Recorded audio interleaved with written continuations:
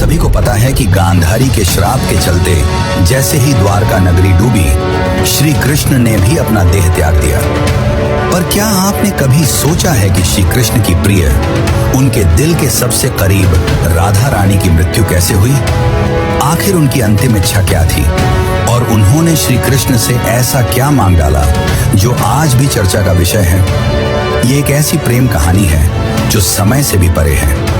ये वो बंधन है जो तन से नहीं, आत्माओं से जुड़ा हुआ है। तो दोस्तों, आज हम जानेंगे राधा रानी की मृत्यु का असली रहस्य और उनकी अंतिम इच्छा की अनसुनी मगर रोचक कथा जो आपको हैरान कर देगी।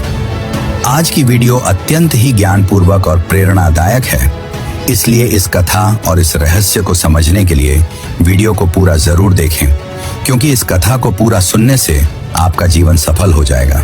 तो चलिए इस रहस्यमयी कथा को शुरू करते हैं।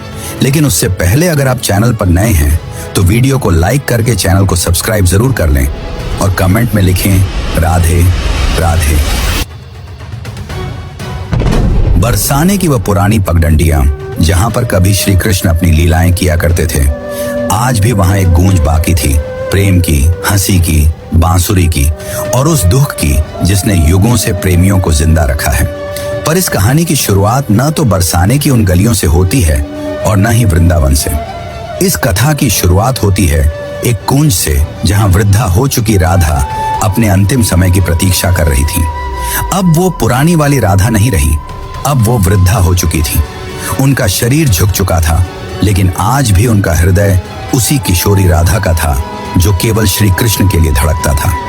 उनके चेहरे पर झुर्रियां आ चुकी थी, लेकिन आज भी जब कोई बांसुरी बजाता तो उनके चेहरे पर रौनक आ जाती, एक हंसी सी छा जाती, मानो पुरानी यादें ताजा हो गई हों। कृष्ण जब मथुरा छोड़कर चले गए, तब उनके वियोग में राधा ने न तो किसी से विवाह किया और न ही कहीं आश्रय लिया। वे अकेली ही वृंदावन के एक एकांत कुंज में रहने लगी। उनका दिनचर्या हर दिन सामान्य रहता था। वे सूर्योदय के साथ उठती और यमुना के तट पर जाकर जल अर्पण करती, जिसके पश्चात वे वापस कुटिया में लौट जाती और दिन भर श्री कृष्ण के आने का इंतजार करती, मानो उन्हें पूरा विश्वास हो कि श्री कृष्ण एक दिन उनसे मिलने जरूर आएंगे। गांव वाले राधा को साध्वी समझते थे। उन्हें उनके बारे में कुछ नहीं पता था। वे नहीं जानते थे कि वह कौन है और कहां से आई हैं, पर सभी को यह बात पता थी कि वह जो भी हो, वह अपना सब कुछ केवल और केवल श्री कृष्ण को मानती है। एक दिन राधा अपने दैनिक दिनचर्या के तहत यमुना के तट पर जल अर्पण कर रही थी। तभी उन्होंने अचानक आसमान की ओर देखा। हवा में सन्नाटा सा छा गया